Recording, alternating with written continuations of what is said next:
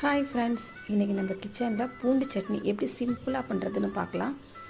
ஒரு மிக்ஸி ஜாரில் ஒரு தக்காளி, பெரிய தக்காளியை கட் பண்ணி சேர்த்துக்கோங்க.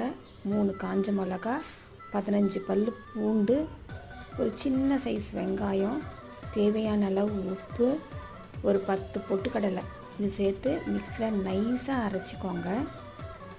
இது அப்படியே இருக்கட்டும்.